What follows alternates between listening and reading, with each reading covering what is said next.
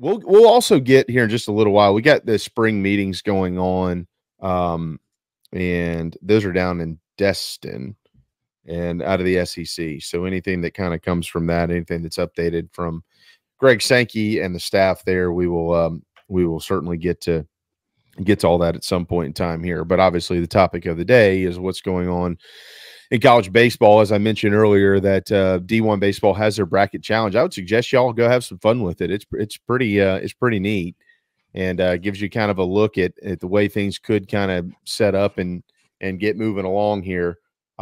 Once everything starts on Friday, South Carolina will play at 2 on Friday. If they lose, they'll play at 12 on Saturday. If they win, they'll play at 6 on Saturday up in Raleigh. Let me ask you guys this. Do you think South Carolina's resume in the eyes of the committee was like much stronger than we thought, than D1 baseball thought, than certainly the fan base thought, given the draw? Yeah, I was like, man, there are 2 in the 10th with the 10th seed or 10th overall national seed.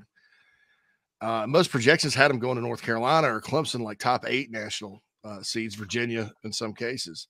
So I think maybe the 6-game losing streak was more magnified around here because we live it every day than maybe it was in the eyes of the committee. Carolina, which also tells me if Carolina had split those, they'd probably be hosting. But of course, Mississippi State didn't get a host, so who knows? But I think that struck me because I was like, that's a little bit more favorable than most of the projections, and I think even we thought, right?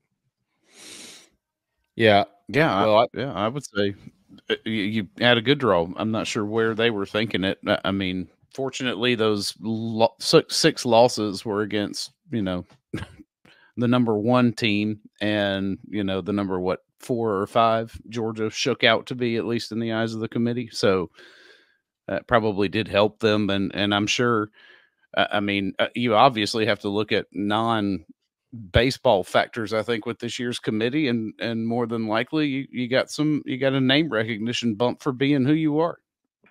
Yeah. I don't agree with it. No, I don't think either, that, but yeah, just based on, like I mentioned earlier, based on the precedent they set with getting Florida in, I think that gave a lot of leeway to the rest of those 13 and 17 teams in the SEC. Now, look, LSU, South Carolina, and Vanderbilt, they all did their due diligence, if you want to call it that. I don't know, you can come up with whatever you want, but they went to the SEC tournament and they did some damage.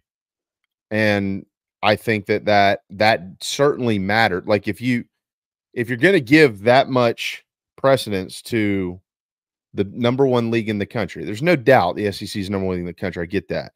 But if you're going to really give them that much, then the games in Hoover need to matter. And so,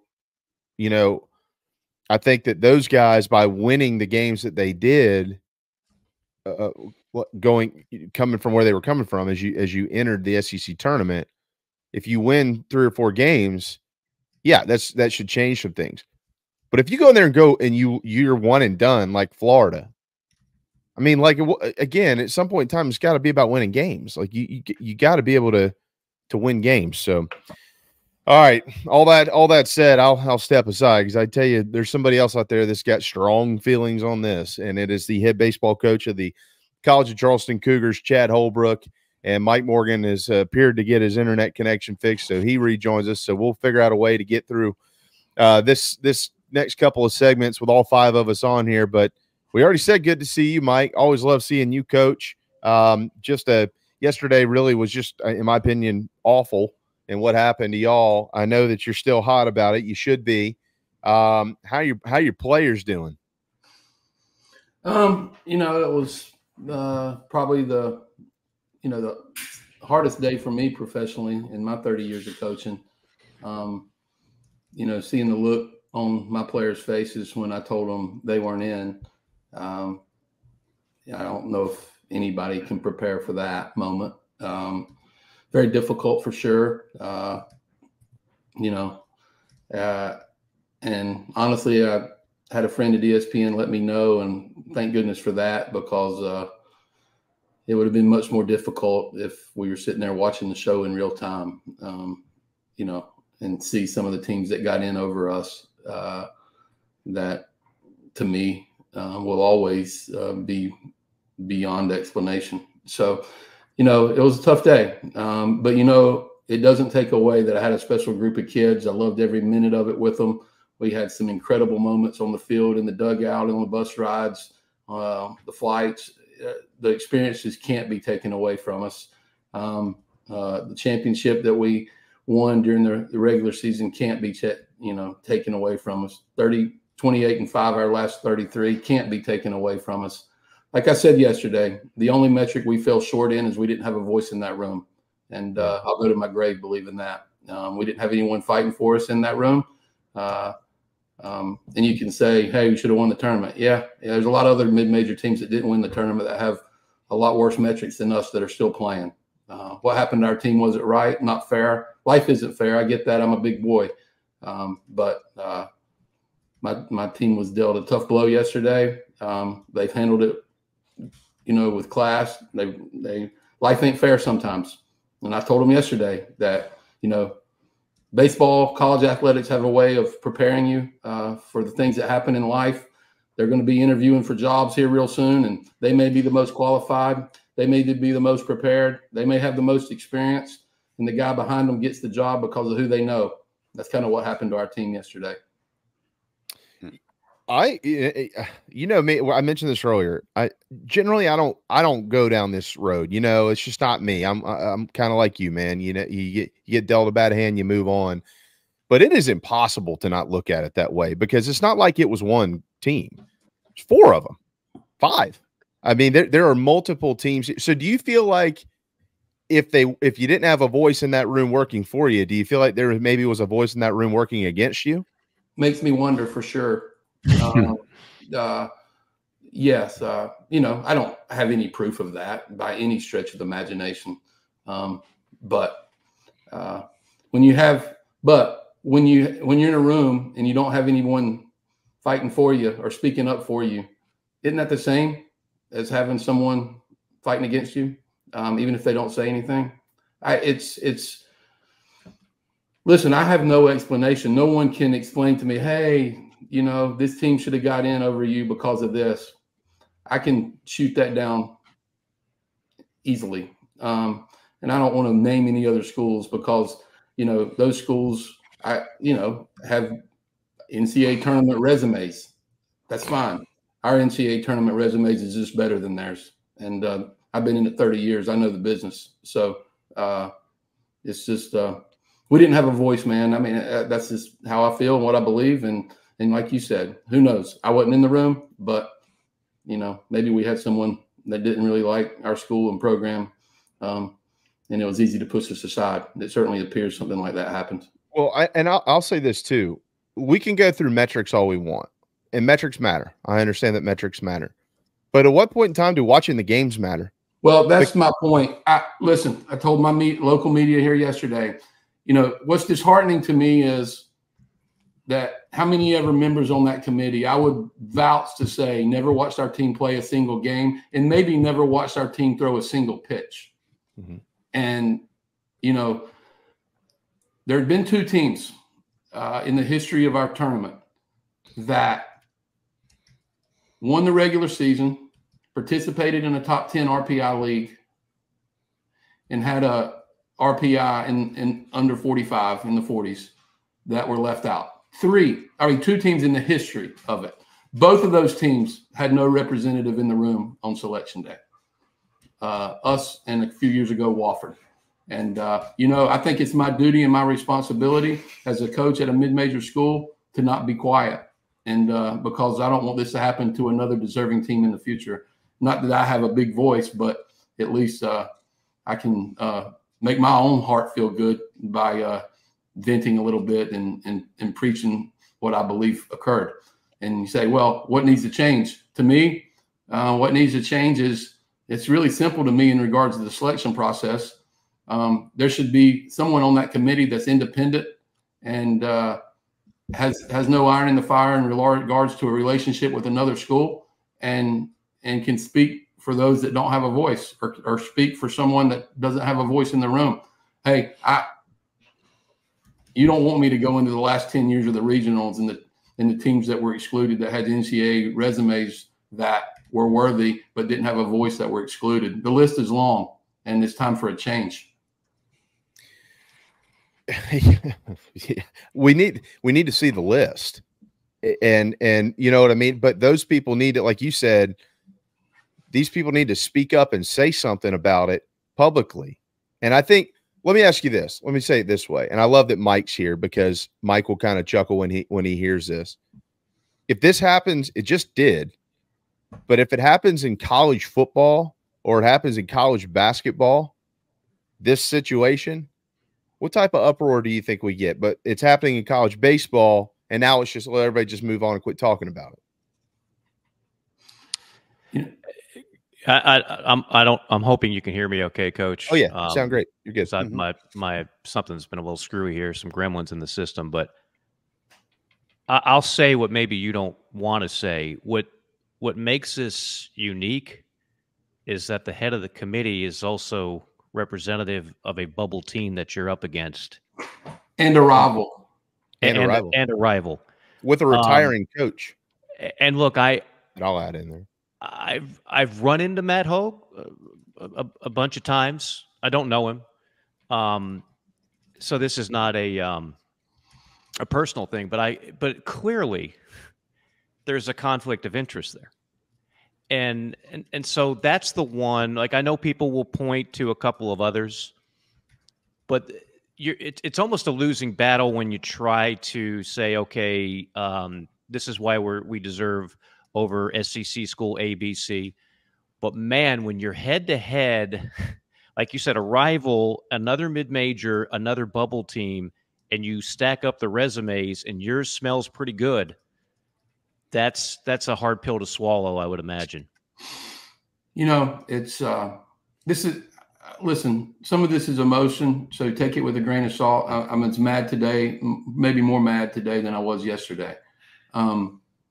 It's a bit personal for me, because our kids had a great regular season. We were the conference champion in the regular season and won it over a team that is a 2 seed that won the tournament. Right. That's never happened.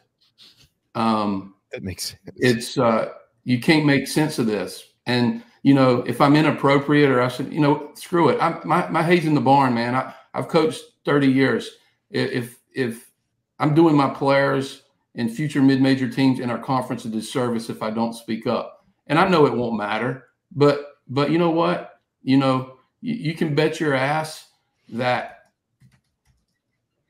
the first thing I'm going to look at going forward in all this is who's on the committee, and realize that as a mid-major coach, that might be the most important metric in whether or not we have a fair shot or not. Do I deem it fair? No. Life ain't fair. I get that part of it. But you're right, Jamie, when you said something about basketball and football, if it would happen. You know, is that committee protected in the fact that, one, it's baseball, two, the selection show happens on Memorial Day when people are on the lake and in the ocean and in the backyard grilling, and people don't pay that close attention to it. I don't mean this bad. The committee should be called out. Excellence was denied and mediocrity was rewarded. You can't argue that. Is there another team, another program out there that you feel like is in the same shoes as your Cougars that should be in? TCU? When you say TCU, they say that because they're a national brand a bit, and they've been in Omaha and they've had a great program. So I see that. You know, to be honest with you, I dove in to the teams that got in over us more so than the teams that didn't. And so I might not be as educated as I should be on TCU's resume, but I am educated on James Madison's resume. I am educated on Coastal's resume. I am educated on Florida's resume, even though I'm not going to argue that Florida shouldn't be in their SEC. I get it. That being said, you're talking to someone that was fired for having a lot better resume than what Florida just got rewarded for. Right. So, you know, you know, it's in my heart. It's coming out, boys. I mean, it's that's just how it's going to be. I don't know of any other way. If I get reprimanded for falling on the sword for my players, so be it. But what was done to our team and our kids is not right. And I hope, like hell, it doesn't happen to a group of players and a coach and a program in the future. Do you feel? If you will, go ahead, Jamie. Well, let me ask you this: do you feel like this is a hard question to ask? I hope you understand how I'm asking this. Do you feel like this decision to leave your program out was more a reflection of your program or the league you play in? Well, you know, I don't think it's a good league. I'm not saying it's not. That's not what I'm saying. last year our RPI as a league was 7th. Right. So and going into last weekend, it was 6th. It was a Power 5 and then our league. And last year ended up being 7th. You know, we've gotten 2 bids in before. We added Campbell, which is, you know, hey, Campbell's been a one of the leaders of mid-major baseball over the last few years. I'll ask you guys this question, and I'm not singling out Campbell. Campbell didn't make our conference tournament. Yeah. But if Campbell has our resume, they're in. Are they 2 seed somewhere? 100%. They're in. Absolutely. You cannot convince me otherwise. I just watched them play in Columbia. 100% they are in. They were darlings. Yeah. So our kids were screwed, man. I mean, I don't call me unprofessional. So be it. Today I am. This week I probably will be. Maybe I'll come to my senses and be a little bit more calmer next week. But my players deserved a voice in that room. And now as their coach, I feel like I need to be their voice. Coach, take us through. You keep mentioning the room. I mentioned that the committee chair, which in the past has been everybody from Ray Taylor. Oh, he's kind of breaking up on me. Mike's breaking up a little bit. Coach, I'm just saying, who is in the committee room? Oh, who was in the committee room? Yeah. Is that the question you're asking, Mike? Who's in there? Yes. A lot of teams had voices that were similar bubbles that had voices in the room. I'm not going to go through the names, but obviously the Sun Belt had voices in the room. The Big Ten had voices in the room. You know, you can look. Illinois is in. James Madison's in. The 7th place team in the Sun Belt is in with not a good performance in their conference tournament. You're talking to a team that won the regular season, that was told that we were in and we were safely in. And not to say that was coming from the committee, but people that do study this stuff. And that actually watch the games. And then we advanced to the championship of our team. We didn't go 1-2. We didn't go 2-Q. We didn't go 1 and out. We actually played for the championship in the tournament as well as winning in the regular season. It's just not right. It's just not right. And I'm biased. I get it. But hell, our RPI. You can say, well, your RPI, your strength of schedule. Well, RPI is part of strength of schedule. Our RPI is higher than teams that got in. Teams that weren't regular season champions in decent leagues. Teams that had mediocre regular seasons and below average subpar tournament performances. Those teams are in. Please. I mean, I'm a big boy. You can say, Coach, you're not looking at this through a wider lens. And I would respect that. But I haven't seen anyone be able to do that to this point. Well, I would just like to know, have they watched the games? Because, again, I said this earlier, Aaron and Kendall and Mark and all the guys at D1, you can go to Baseball America. I mean, the folks that nationally cover the games, nationally. I'm not talking about people, just regional guys who see a lot of the Cougars play or a lot of Coastal or Carolina or Clemson or whoever it is. I'm talking about people who cover this. I talked to you on the phone the other day, and you mentioned to me you had just gotten off the phone with Aaron Fitt. And these guys, they call everybody. They call all of you coaches all the time. They watch your games. They show up and they see you play, and then and they make their projections. They do all that stuff. I'm not saying that they're the end all be all. That's not what I'm getting at. But they're the only ones on a national stage who watch all the teams play because they have to cover them so they can make, money for their publications. But then we have these guys in the committee, and someone would probably tell me that I'm lying or that I'm wrong by saying that these guys don't watch all the games. They can't prove that they watch the games. And I was told you shouldn't have played Youngstown State. I'll reply. Georgia Tech played Youngstown State. Look at their resume versus ours. Yeah. So Georgia Tech's terrible. I mean, too. That one floored me too. I'm like, really? This team isn't even good. They give up double. I mean, they lost. I mean, I'm shocked they got in. I have gone through this as much as I have gone through this. Yes, I'm shocked we're not in. I'm shocked we weren't comfortably in. I would have been a little upset if we were the last one in or last two in or last four in. I didn't even think we were the last four in. It's unbelievable. To me, I'm sorry. I mean, you say, well, your RPI, well, it's higher than that person. Strength skills not good. Well, it's higher than that person that got rewarded. Did they win a regular season championship? Did they go 21-5 in their league in a top 10 RPI conference? I mean, if someone has a point and says, hey, the only reason we were out that someone can validly say is you're out of conference strength of schedule, well, then dive into that. We had games canceled. We had teams that wouldn't play us. We lost 2 games to a Power 5 teams, one to Duke and one to Nebraska. We scheduled Liberty because historically these schedules are done years in advance. We scheduled Liberty because we wanted a top 50 RPI game. We beat them. Georgia Southern, we won the series against them. They were in the championship of the Sun Belt that got all this love in the committee room. We beat them. Wofford, Southern Conference champion. We beat them. Penn, the Ivy League representative, Ivy League champion that's in. We beat them. I don't know what is a mid-major school that is limited financially and have budget restrictions and have a few teams in our state that wouldn't play us this particular year. What are we supposed to do? We did all we can do. Say, well, handle your business on the field. We did. Mm-hmm.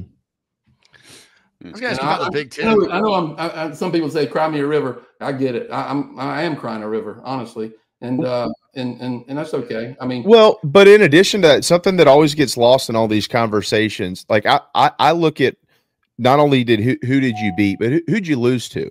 Who'd you lose to? Well, right? And then dive into those games. Right. Well, you didn't. I mean, all your losses except for 4 are quad 1, quad 2 losses. You beat everybody you're supposed to beat. Hey, we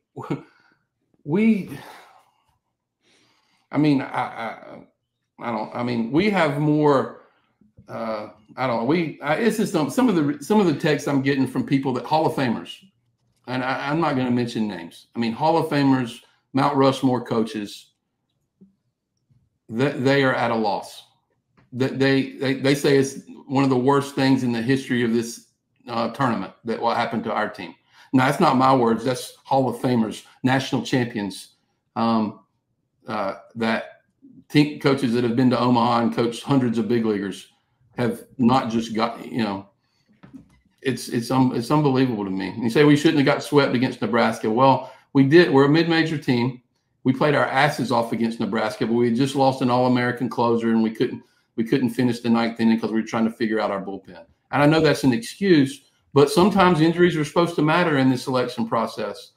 It didn't matter to us. Matt Houge got on the TV yesterday and said, hey, what you did in your regular season conference matters. Well, it didn't matter when they were evaluating the College of Charleston.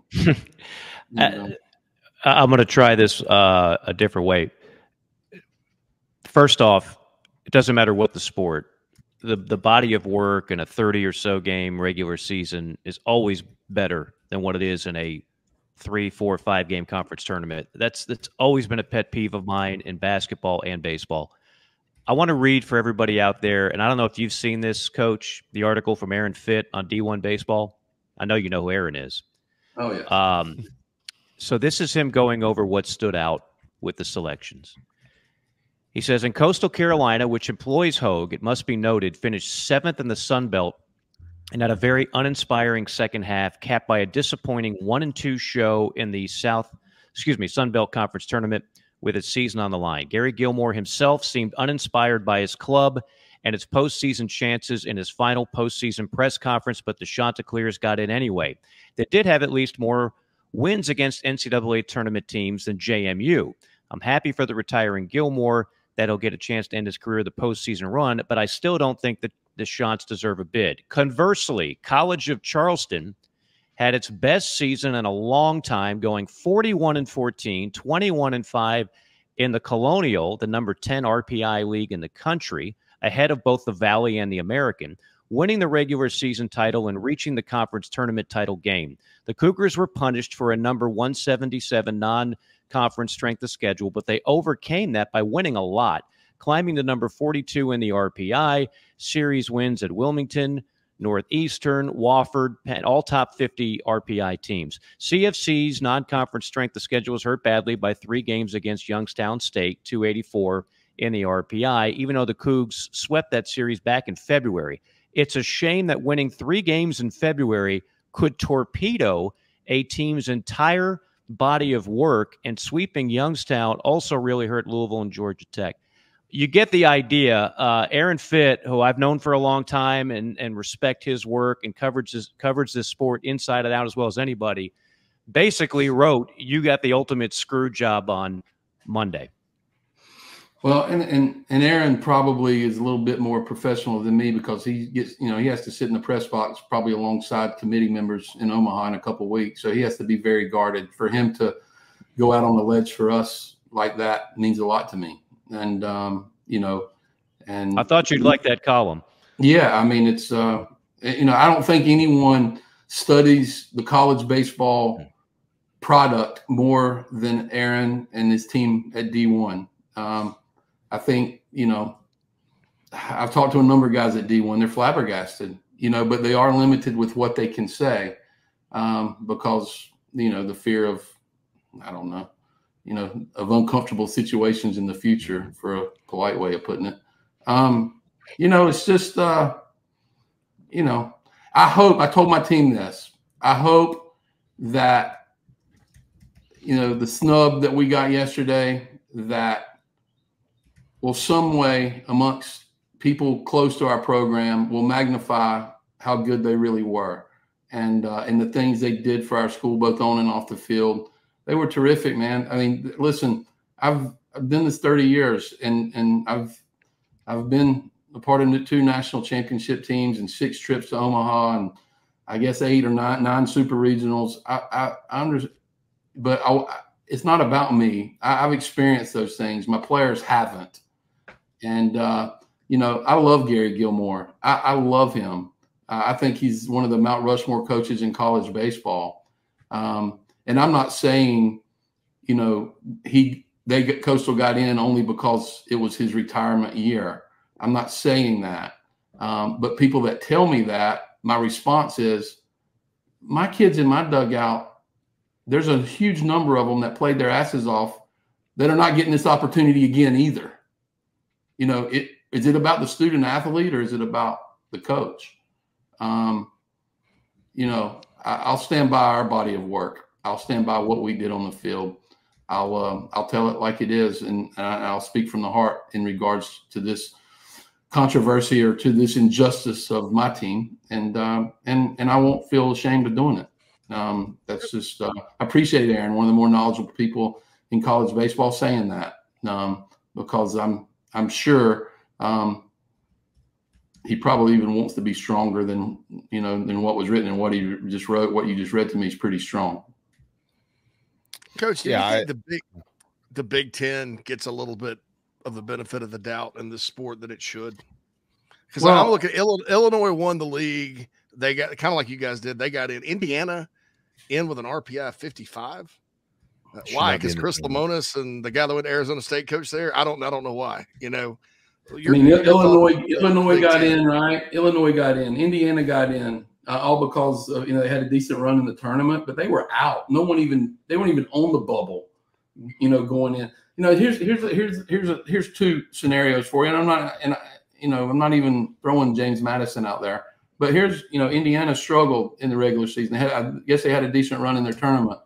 UConn, which the American is, I guess, pretty much considered RPI-wise alongside of what's their RPI as a conference? Less than your league. Okay. So UConn wins that regular season. They flame out in their tournament, and they're in, and we're not. Hey, Northeastern, the third place team in our league, look at the score when they played UConn. Coach, you're not going to want to hear this, but I have never been in that room, but I know many people that have. And I know, and I've spoken to committee chairmen before. The part they don't want to say out loud, but is truly a thing, if College of Charleston was located in the Midwest or on the West Coast, you'd be talking about what regional you're in right now. They want this thing geographically balanced as best as they can do it. You can't deny the SEC is clearly the 500-pound gorilla, and so you get 11 bids there. But even like when it comes to hosting, Mississippi State had 16 quad one wins. They're not hosting a regional. Cal Santa Barbara had 3. Arizona had 3. Oregon State had 4. Let me repeat that. Mississippi State had 16 quad one wins, the 4th most of any team in college baseball. They're not hosting at Dudy Noble Field because the committee didn't want to add that extra host because they want it to be geographically balanced. They view the sport as it's too southeastern heavy and concentrated. And so they want, if they can find an excuse to pull in teams from other parts of the country that are also on the bubble, they're going to do it. I've said it for years. I really think it hurt you in this case. And when it came down to you in Coastal, if it actually was, that kind of speaks for itself. You weren't going to win an SEC battle. I've said that 100 times before. But I do think geographically speaking, it hurts the mid-majors that play in the Southeast because they don't want to have too many teams from one part of the country. It's a fair point. And, yeah, I actually think I think that's actually a pretty good point. I think the question is, aside from, getting rid of all the riffraff, and like everybody thinks this is the best 64 teams. That's not true. It's not true at all. It's AQs and then at large. That's what it is. It's not the best 64 teams, as we all well know. Like basketball. Yeah, I saw somebody arguing this yesterday. Actually, I read it on Coach Holbrook's Twitter. Some idiot who played in the big leagues. He's even dumber than I thought. You play in the big leagues, you don't know how this works. Okay, well, let me explain how this works. If you're an AQ, you're in. It doesn't matter how good you are. And then the other ones, the remaining teams that get into the postseason, of course, are at-large bids. So what do? Like this needs to stop happening, as you just pointed out, Coach. Like this isn't the first time in the history of the sport, and if we stay on this track, it's not going to be the last. And so we need to figure out what do we do about this. Either how do you solve the problem at hand, like it within the current system, or Skylar yesterday had no problem coming out and saying, "Look, it's changed. We've got transfers, we've got NIL, we got more players coming to school." Baseball has grown. We need to grow the tournament with it. Do we go to 72 teams and make sure that we eliminate as much as we can? I don't know what the answer is, but you're in the thick of it. Do you have any ideas? I mean, obviously the selection process needs to be looked at first and foremost. There needs to be an independent voice in the room for a conference or a team or an independent team or it needs to be an independent voice in the room. That brings a little sense of balance and logic to the group, obviously, in baseball. I think they have that in basketball and football, probably because of the pressure and the magnitude of the decisions that are made. I mean, I don't believe we have that in baseball. I would, if you told me, hey, would you love to be in a play-in game, to get in a regional? Heck yeah. Over what I feel right now, absolutely. The game is grown. There's sellout crowds. There's lots and lots of money involved. I think, at one point in time, in my time at South Carolina, I think the College World Series over the 2 weeks that it's there is one of the most watched, observed, and financially productive tournaments or, with any event in college basketball outside of the Final Four and probably the national championship football game. So it's an incredible product that we have in college baseball. And people say, hey, there's always going to be this. In this case, no, there's not going to always be a situation like this. There doesn't have to be always. Is there going to be sometimes two teams that are really, really close? I said this today, and my AD said this today. Hey, sometimes they're four really deserving teams, and there are two spots for those four, and two are just going to be left out. And I feel awful. There'll always be those two that are disappointed. I get that. That doesn't apply to us, and no one can convince me otherwise. I mean, and the thing is, when Matt Houge gets on TV and starts talking about, hey, well, the RPI was important. College Charleston, it wasn't important. Well, the regular season conference championship is important. It wasn't important when we evaluated them. I mean, I'm not calling anyone a hypocrite, but the hypocrisy of some of the things that were voiced yesterday on national TV, it was like spitting in my face.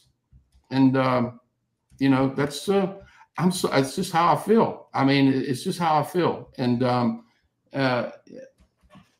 what do I do in the future? I don't know. I don't know if there's really other than I can do other than, try like hell to use my voice, as small as it is, to not let this happen to either my team or another mid-major team or a team in our league. I think our team and I think our conference, if I had to complain about anything in regards to our conference that we're a part of, is we don't speak up enough. We're not loud enough. We don't go to bat for our teams enough. And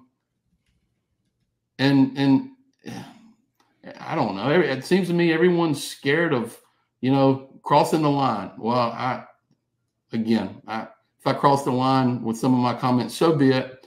It's personal for me too. I mean, I'll say it. It's personal for me because I know what a mediocre regular season looks like. I was fired for a mediocre regular season. Mediocre seasons were rewarded this year, and an excellent regular season by my team was ignored, and it's hard to stomach. Well, and as you pointed out, those two metrics, the regular season, whether you win the regular season championship or not, and the RPI, not only did they not apply to you, but they clearly didn't apply to Indiana. Indiana should not be in the postseason. They shouldn't be in the tournament, and they are. So, well, the UConn thing's a steaming pile of dung too, because I just look, they're not even in the American anymore. They're in the Big East. Yeah. They got upset by St. John's for the AQ. So St. John's stole a bid. UConn went 17-4 in the Big East, just like Charleston had a stellar record in the Coastal. But you look at the Big East in baseball, it's not even close to the conference the CAA is. And they got two bids. You know why? Because of Mike's point, geography, and it's UConn, right? It's a bigger brand. The Big East is a bigger brand conference, even though that should have nothing to do with it, because we're not talking about basketball here. Yeah, boy, those are all great. Those are all great points. I mean, and those are all. God, they didn't beat anybody. I don't know. I'm at a loss. I mean, I'll be at a loss in regards to this for the rest of my life. And but it'll bring our group closer. It'll bring our team closer. It'll bring our school. Will appreciate our program and our players' accomplishments more because of it. And I'm grateful to work at a really, really cool place. I'm grateful to coach really, really cool kids. I do feel, again, the metric that we fell short in was the lack of voice in the room. And the main voice in the room was the AD of a school up the road that probably doesn't have much good things to say about the College of Charleston. So, I mean, honestly, I said yesterday, people say, hey, keep your head up, pat you on the back. Hey, dust yourself off. Yeah, I'm going to dust myself off. I'm a grown man. I've had worse things happen to me in my life. But I can also say in the same voice that I feel like I deserve an apology from somebody that was in that room, you know. And I'm a little bit guilty. I feel a little guilt and remorse that I felt going into it. I assumed that we would get honorable representation. So I decided not to call my friends in the coaching business and say, hey, man, I know your AD's in that room. Will you go to bat for us? Will you go to bat for us? Here's our deal. Here's our resume. Here's our one sheet. Will you give this to your AD and say, hey, man, they're deserving? You know, I know Nebraska, who won the Big Ten, they're completely befuddled on why we're not in. You know, I wish I'd have called their coach, hey, man, tell your guy to fight for us. I wish I'd have called Cliff Godwin at ECU and said, tell your guy to fight for us, you know. And obviously he fought for them. They're hosting. Duke's not. Mississippi State's not. You know, I feel a sense of guilt that I wish I could have done more. But then I look at it on the field performance, and I was like, our players couldn't have done more. And we politicked our ass off. And we just didn't have anyone stand up for us, man. And it's disheartening for sure. Well, and I'll ask this final question from my end. And I don't know how you answer it, because every year I feel like there's a different response from the committee when they face the music on certain selections. But like, let's say that you step out and say, well, we just didn't do enough. And in your mind, here's what I'm going to change moving forward. We're going to, and because this isn't like about coaching your team. It's not like, well, maybe I should move this guy here. It's none of that. Like, this is all about how do I make my resume look better from a metric standpoint, aside from the having a voice in the room situation. So it's impossible to even ask Coach Holbrook, what do you do to put your, outside of winning the games, what do you do to put your program in a better position to limit this from happening again, or not allow this to happen again? I don't mean, how do you even answer the questions? You don't know what to do. What do you do? Well, here could be a response. You could say, well, you know, 2 years ago we won the league by 4 games, and I said, well, you know, and everybody's telling us today, well, you should have played them. You know, we did play Texas and beat Texas. You know, we did play Clemson on the road and beat Clemson. You know, I mean, okay, so next year, hypothetically, this is how I feel. This is what I believe. If I schedule and I just go up and play Duke twice, and I play North Carolina twice, and I play North Carolina State twice, and we try to build that RPI, but then we win 33 games and we go 33-20, and then they can say, oh, you didn't win enough. You didn't win enough. Yeah. Trying to hit a moving target. Getting dinged on RPI because you play Youngstown State. I mean, you play over 24 non-con games. Yeah. And so, like, that's just so stupid. You have to be able to take. I'm not gonna knock the SEC because I got the coach. I know how strong it is. I'm a big SEC guy, but hey, they played some patsies too pre-conference. Of course. I mean, well, they have the obvious. We don't have exhibition in college baseball. We don't have spring training. Right. We have to get our legs under us a little bit before conference season, which should be the most important part of your season. You have to prepare for your every goal. The goal I have every year is to win our conference, to win the regular season, because you're right. 3 months is more important than 2 days. Yeah. What you do over the course of time is more important than what you do in 2 days, especially in the sport of baseball. Because baseball is peculiar. You could run into it's peculiar. You know as well as I do, the best team sometimes always doesn't win the game. But over time, you can prove your worth. You can prove your mettle.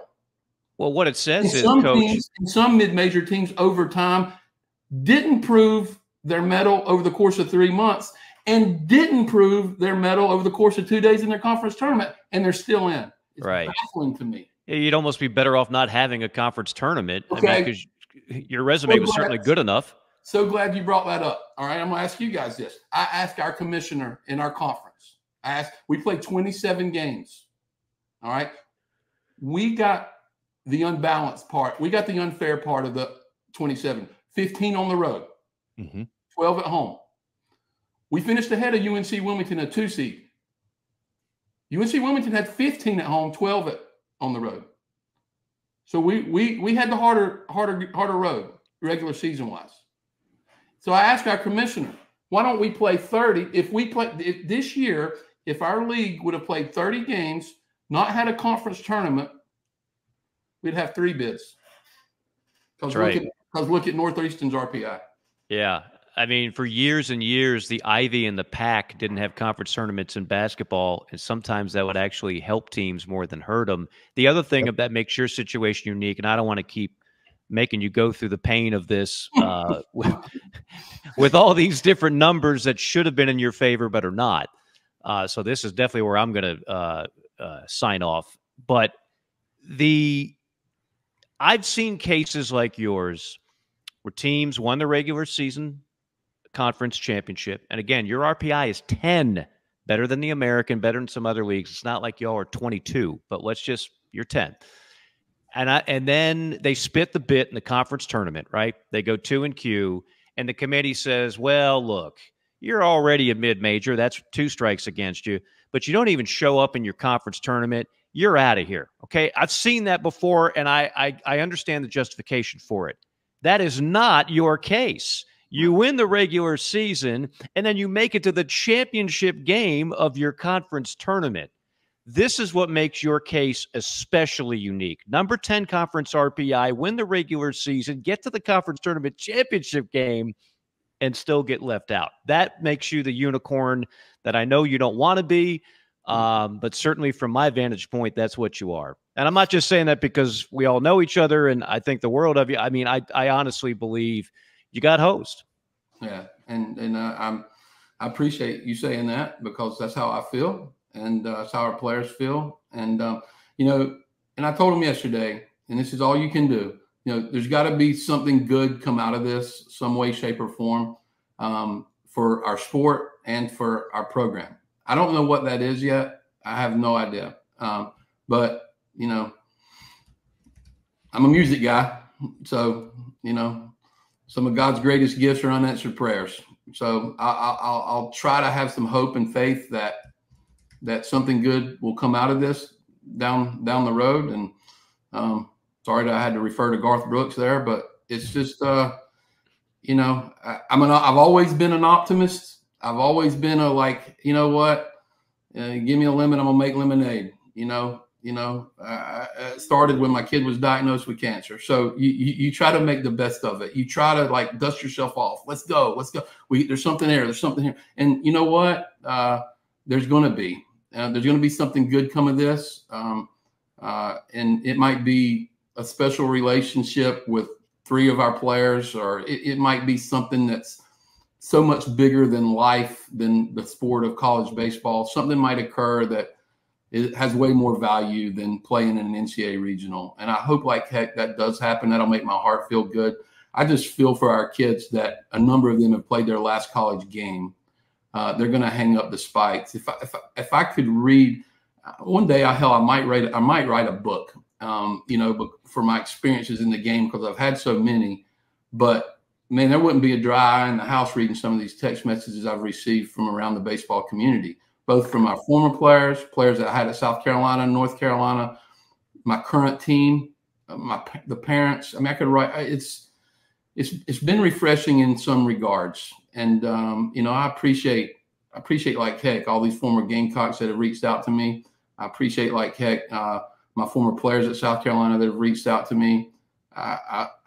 That's one great thing about the world of athletics. There's a fraternity, there's a camaraderie that is special. And when you have moments like this, that comforts you. I'm grateful for that. And all I try to do, I'm not perfect. I have my issues. I'm not the best baseball coach in the world by any stretch, but I do try to treat people the right way. And I do try to do the right thing as much as I can. And I do try to treat my players like I would treat my own son. That's how our program is built on ever since I stepped foot in a dugout. And I sleep at night because that's what I do. But this isn't about me. This is about some of the opportunities that were lost that I think that were, for my players that were deserving. And but like I said, there's good that comes out of this. There's a relationship thing. There's a camaraderie thing. I feel grateful that I'm in the coaching fraternity and I'm in the athletic community and I have friends and supporters like you guys. But again, this isn't the worst thing that's going to happen in my life. It's not the worst thing that's going to happen in my players' life. You got to dust yourself off and move on. But speak and defend yourself when you think it's necessary. I think I've done that. I'll continue to do that because I work at a really cool place. And I think our program and our school and all mid-majors across the country deserve a voice. And I'll keep fighting for that.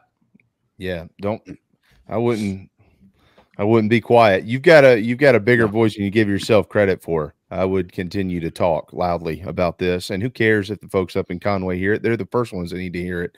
That's it. That should not happen. And it can't. It's atrocious.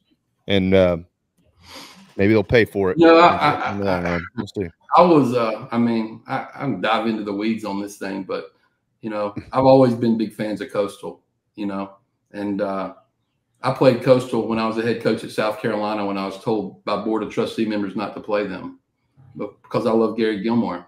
Yep. And you guys, there's a history there between those two schools, as you well know.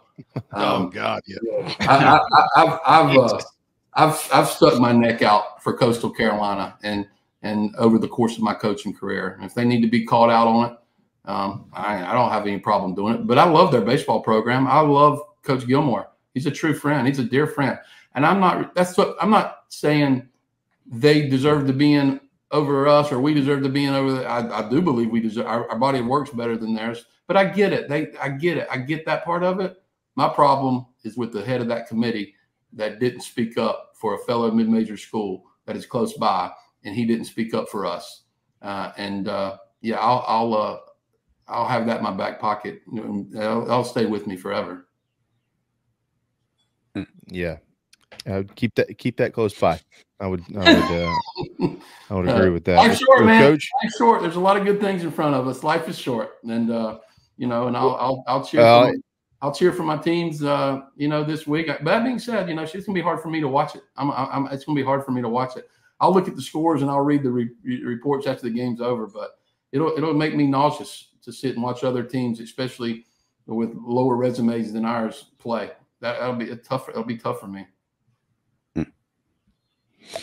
Well, we'll give you one final note here.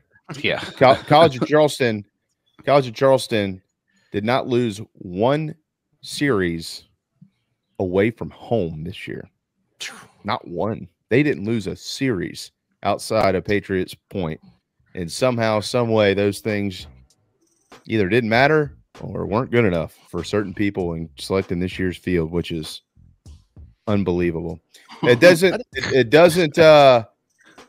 go without saying, though, that you did have a phenomenal year. Yeah. And I'll say this, too, because I know you don't ever want it to sound like excuses.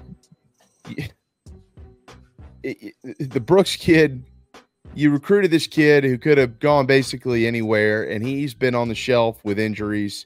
You lose maybe your best arm at the beginning of the season in Clint Mathis, who can help you offensively but can't from the pitch from staff-wise. And then you lose prior to that, two elite arms to SEC programs that are in the postseason. Trey Poozer to Kentucky, Ty Good to South Carolina. And JT Marr to Penn State, one of the leading hitters in college baseball. That's what makes this team special. They overcame that. They overcame the losses in the portal. They overcame the injuries. We lost an All-American. We had a player that was a potential All-American not bounced back from surgery. That's what makes it so special to me. That's why I feel they're one of my most favorite teams I've ever been a part of and most favorite teams I ever coached because of what they overcame. It's just a shame that people chose not to really dive into those type of things in regards to our team. And they ignored those things. They not only they ignored what we did on the field within our league, they ignored some of those things that they say injury plays a part. They say, hey, you've had a tough break, we'll look at it. They didn't look at any of those things in regards to the College of Charleston, and that was obviously that's tough, and that's why I'm been a little bit loud, and I apologize if I've been too loud. Well, if we didn't want you to be loud, we wouldn't have you on. Yeah, no, yeah. Keep being loud, Coach. We'll be loud for you. Don't worry. We'll be loud enough. Well, I'm appreciative of you guys. We're going to have a great summer. We're going to get into some cool stuff, non-college baseball related. I can't wait for that. There's some cool things in front of us, and I can't wait to get together with you personally and not virtually. And I know that's coming soon too. And I'm excited to be a part of this whole umbrella that y'all allowed me to be under. And it's a true joy of mine. And I'm a lucky dude, man. I'm a lucky dude. I get to coach college baseball. I get to coach cool kids. I live in the #1 city in the world. I get to be associated with you guys. It's just cool. Life is good for Chad Holbrook.